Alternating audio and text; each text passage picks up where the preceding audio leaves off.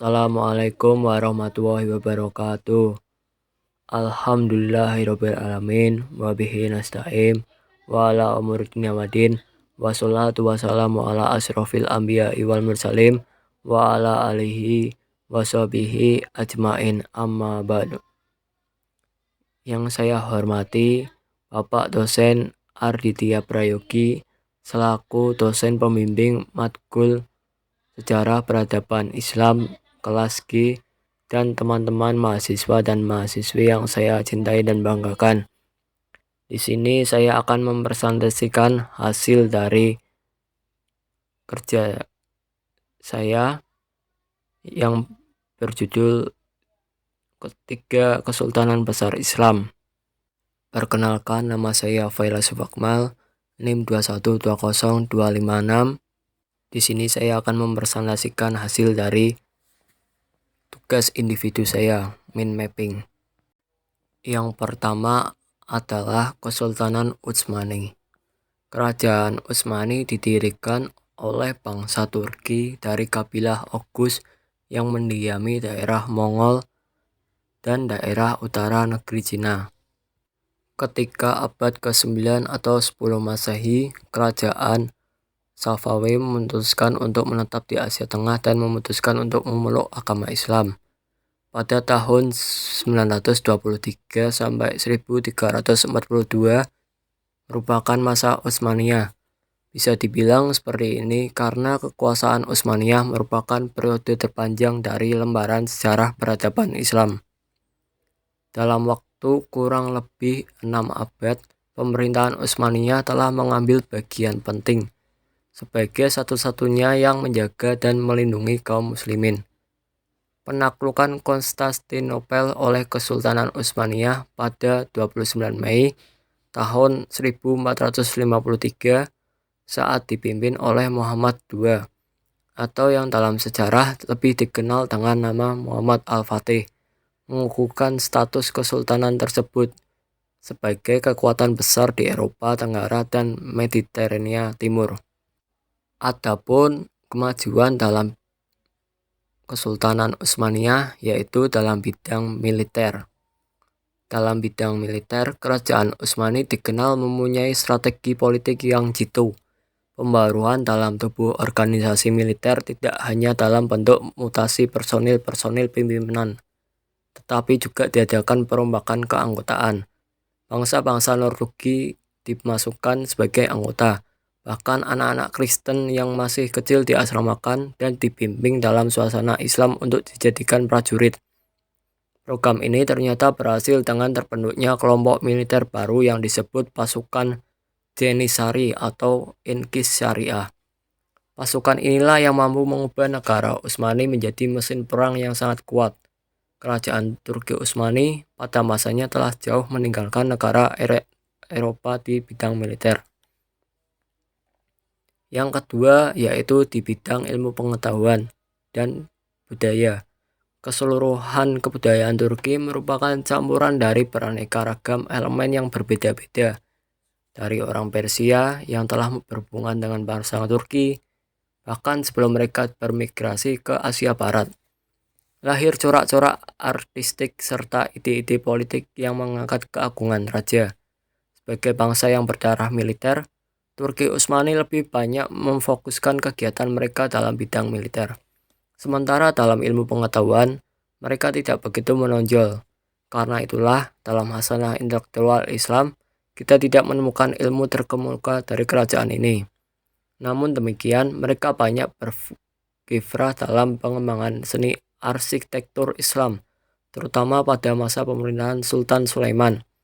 Di kota-kota besar dan kota-kota lainnya, banyak dibangun masjid, sekolah, rumah sakit, gedung, makam, jembatan, saluran air, villa, dan permandian umum. Disebutkan bahwa ada 235 buah bangunan dibangun di bawah koordinator Sinan, seorang arsitek asal Anatolia. Karya besarnya adalah Masjid Agung Sulaimaniyah yang dirancang untuk menandingi Santa Sofia. Tinggi kubah utama masjid ini adalah 16 kaki lebih tinggi dari mihrab dan dinding belakang dihiasi dengan porselen yang indah dan anggun bergaya Persia. Yang terakhir adalah di bidang keagamaan. Agama dalam tradisi masyarakat Turki mempunyai peranan besar dalam lapangan sosial dan politik. Kerajaan ini sangat terikat dengan syariat sehingga fatwa ulama menjadi hukum yang berlaku. Karena itu ulama mempunyai tempat tersendiri dan berperan besar dalam kerajaan dan masyarakat. Pada masa Turki Utsmani, tarekat juga mengalami kemajuan. Tarekat yang paling berkembang ialah tarekat Baktasi dan tarekat Maulawi. Kedua tarekat ini banyak dianut kalangan sipil dan militer. Namun kajian-kajian ilmu keagamaan seperti fikih, ilmu kalam, tafsir, dan hadis tidak mengalami perkembangan yang berarti. Para penguasa lebih cenderung untuk menegaskan satu paham mazhab tertentu, sehingga ijtihad tidak berkembang. Ulama hanya suka menulis buku dan bentuk syarah atau penjelasan dalam dan hasyiah semacam catatan terhadap karya-karya klasik. Yang selanjutnya adalah faktor kemunduran dari Kesultanan Utsmaniyah. Yang pertama, wilayah kekuasaan yang sangat luas sehingga menyulitkan pengawasan secara menyeluruh ke semua wilayah. Administrasi pemerintah pun sangat rumit dan kompleks. Yang kedua, heterogenitas penduduk yang multi etnis dan multikultural serta multi agama sehingga asap kali menjadi latar belakang terjadinya konflik dan peperangan.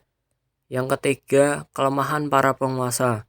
Sepeninggalan Sultan Sulaiman, kerajaan Utsmani diperintah oleh raja-raja yang lemah, baik dalam kepribadian maupun dalam kepemimpinan. Akibatnya pemerintah menjadi kacau. Yang keempat, merebaknya budaya atau pungutan liar. Setiap jabatan yang hendak diraih harus dibayar sogokan kepada pihak yang berhak memberikan jabatan tersebut. Yang kelima, terjadinya krisis ekonomi. Akibat perang yang tidak pernah berhenti, pendapatan negara berkurang, sementara belanja negara sangat besar termasuk untuk biaya perang. Sekian faktor kemunduran dari Kesultanan Utsmaniyah. Kesultanan Utsmaniyah menganut sistem pemerintahan feudal yang ditiru langsung dari kerajaan Bizantium. Selanjutnya kita akan beralih ke Kesultanan Mongol. Kesultanan Mughal atau Mongol. Dinasti Mughal tergolong kerajaan besar Islam termuda dibandingkan dua kerajaan Islam di masanya. Dinasti Mughal berkedudukan di India yang didirikan oleh Zahiruddin Muhammad Babur pada tahun 1482 sampai 1530 Masehi dari keturunan Turki Chagatai. Ayahnya bernama Umar Mirza atau Umar Sheikh Abi Said. Ia adalah generasi kelima dari Timur Leng yang menjadi penguasa di sebuah kesultanan kecil Timuria di Asia Tengah, yakni Fargana. Sedangkan ibunya berasal dari keturunan Chengisan. Dinasti Mongol berdiri seperempat abad sesudah berdirinya dinasti Safawi.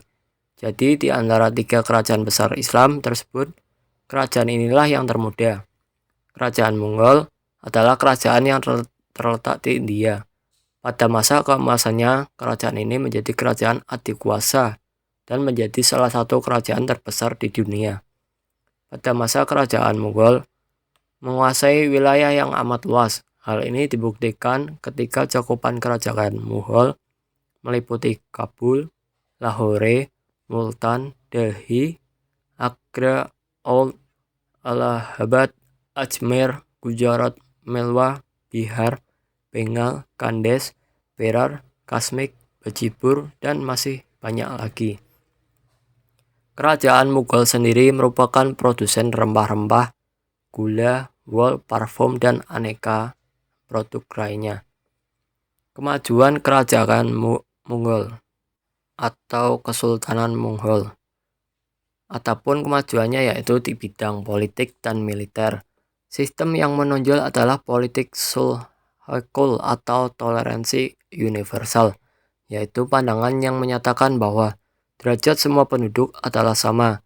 Sistem ini sangat tepat karena mayoritas masyarakat India adalah Hindu, sedangkan Mughal adalah Islam.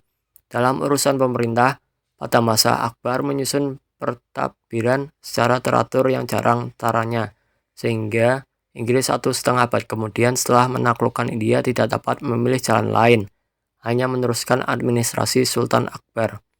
Di bidang militer, pasukan Mughal dikenal sebagai pasukan yang kuat. Akbar Khan menjalankan pemerintahan bersifat militeristik. Pemerintahan pusat dipimpin oleh raja, pemerintahan daerah dipimpin oleh kepala komandan, dan pemerintah subdaerah dipimpin oleh komandan. Di samping itu, Akbar pun membentuk Din Ilahi dan juga mendirikan Mansabadari atau lembaga pelayanan umum yang berkewajiban sejumlah pasukan. Yang kedua adalah bidang ekonomi. Kontribusi Mughal di bidang ekonomi adalah memajukan pertanian, terutama untuk tanaman padi, kacang, tebu, rempah-rempah, tembakau, dan kapas.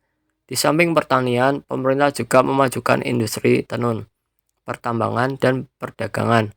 Di samping untuk kebutuhan dalam negeri, hasil industri ini banyak diekspor ke luar negeri, seperti Eropa, Arabia, dan Asia Tenggara, bersamaan dengan hasil kerajinan, seperti pakaian tenun dan kain tipis, bahan gordin yang banyak diproduksi di Gujarat dan Bengal.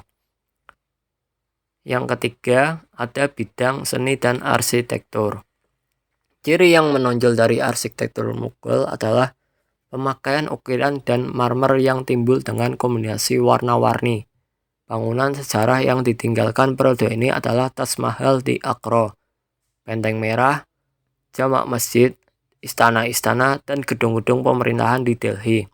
Sementara dalam bidang sastra, yang paling menonjol adalah karya gubahan penyair istana, baik yang berbahasa Persia maupun bahasa India. Pada masa Akbar berkembang bahasa Urdu, yang merupakan perpaduan dari berbagai bahasa yang maupun bahasa India.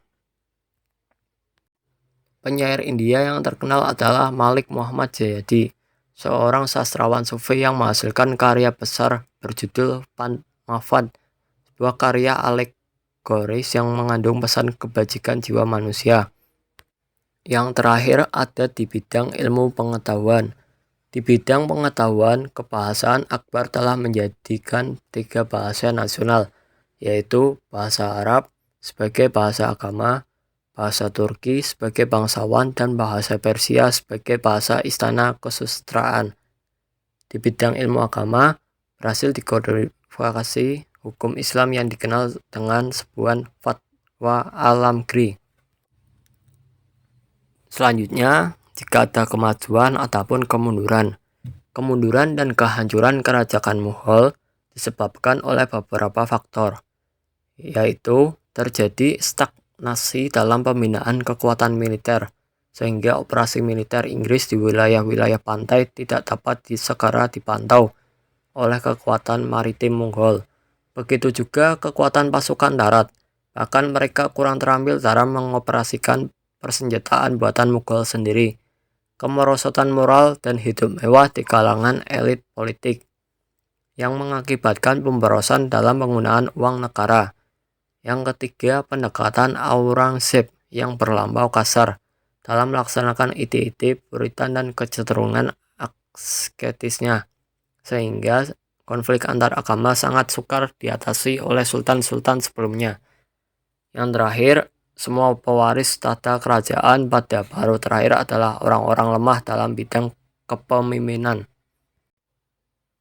Baik, yang terakhir ada Kesultanan Safawi. Dinasti Safawiyah di Persia berdiri sejak tahun 1502 sampai 1722 Masehi. Awalnya kerajaan Safawi berasal dari sebuah gerakan tarekat yang berdiri di Ardabil, sebuah kota di Azerbaijan. Tarekat ini diberi nama Tarekat Safawiyah, yang diambil dari nama Safawi itu, terus dipertahankan sampai tarekat ini menjadi gerakan politik. Bahkan nama itu terus dilestarikan setelah gerakan ini berhasil mendirikan kerajaan, yakni Kerajaan Safawi. Safi ad-Din merupakan keturunan dari Imam Syiah yang ke-6, Musa al-Hashim. Gurunya bernama Syekh Tajuddin Ibrahim Zahidi. Safi ad-Din mendirikan tarekat Safawiyah setelah ia menggantikan guru dan sekaligus mertuanya yang wafat pada tahun 1301 Masehi. Pengikut tarekat ini sangat teguh memegang ajaran agama. Tarekat Safawiyah diambil dari nama pendirinya, Safi ad-Din, dan nama Safawi terus dipertahankan sampai tarekat ini menjadi gerakan politik. Nama itu terus dilestarikan setelah gerakan ini berhasil mendirikan kerajaan. Kemajuan dinasti Safawi. Yang pertama ada di bidang politik, dan yang kedua ada di bidang keagamaan. Pada masa Abbas, dalam bidang keagamaan yang menanamkan sikap toleransi terhadap politik keagamaan. Terima lapang dada yang amat besar. Paham Syiah tidak lagi menjadi paksaan, bahkan orang Sunni dapat hidup bebas mengerjakan ibadahnya. Yang ketiga ada bidang arsitektur. Kerajaan Safawi telah berhasil menciptakan Isfahan, ibu kota kerajaan, menjadi kota yang sangat indah. Di kota ini berdiri bangunan-bangunan besar dengan arsitektur bernilai tinggi dan indah seperti masjid, rumah sakit, sekolah, jembatan raksasa di atas Zenderut, dan istana Cihilsutun. Yang keempat ada di bidang ekonomi. Kerajaan Safawi pada masa Abbas I ternyata telah memacu perkembangan perekonomian Safawi. Terlebih setelah kepulauan Hormuz dikuasai dan pelabuhan Qumrun diubah menjadi Bandar Abbas, yang merupakan salah satu jalur dagang laut antara timur dan barat yang biasa diperebutkan oleh Belanda, Inggris, dan Perancis. Sepenuhnya telah menjadi milik kerajaan Safawi. Di samping sektor perdagangan, kerajaan Safawi juga mengalami di sektor pertanian, terutama di daerah Bulan Sabit dan Subur. Yang kelima yaitu di bidang ilmu pengetahuan. Berkembangnya ilmu pengetahuan masa kerajaan Safawi tidak lepas dari suatu doktrin mendasar bahwa kaum Syiah tidak boleh taklid dan pintu ijtihad selamanya terbuka. Kaum Syiah tidak seperti kaum Sunni yang mengatakan bahwa ijtihad telah terhenti dan orang mesti taklid saja. Kaum Syiah tetap berpendirian bahwasanya mustahil tidak terputus selamanya. Beberapa ilmuwan yang selalu hadir di majelis istana yaitu Baha al-Din al-Sairazi, seorang filsuf. Yang keenam ada di bidang kesenian. Kemajuan tampak begitu jelas dengan gaya arsitektur bangunannya, seperti terlihat pada Masjid Shah yang dibangun tahun 1603 Masehi. Unsur seni lainnya terlihat dalam bentuk kerajinan tangan, kerajinan karpet, permadani, pakaian, seni lukis, mulai dirintis sejak zaman Tamas I. Raja Ismail pada tahun 1522 Masehi membawa seorang pelukis timur ke Tabriz. Pelukis itu bernama Bisyard. Pada zaman Abbas I berkembanglah kebudayaan, kemajuan, dan keagungan pikiran mengenai seni lukis, bahat, dan syair. Selanjutnya ada kemunduran dan kehancuran kerajaan Safawi. Ada dua faktor yang menjadi kemunduran dan kehancuran kerajaan Safawi. Yang pertama adalah faktor internal. Terjadinya degradasi moral yang melanda sebagian pemimpin kerajaan Safawi, yang juga ikut mempercepat proses kehancuran kerajaan ini. Yang kedua, ada seringnya terjadi konflik dalam bentuk perebutan kekuasaan di kalangan keluarga istana. Yang ketiga, para pasukan gulam atau bisa disebut budak-budak yang dibentuk Abbas I ternyata tidak memiliki semangat perjuangan yang tinggi. Seperti semangat hal ini disebabkan karena tidak memiliki tahanan mental dan tidak dipersiapkan secara terlatih, serta tidak memiliki bekal rohani. Yang ketiga, para syekh kurang memiliki bakat dan kecakapan untuk memimpin negara.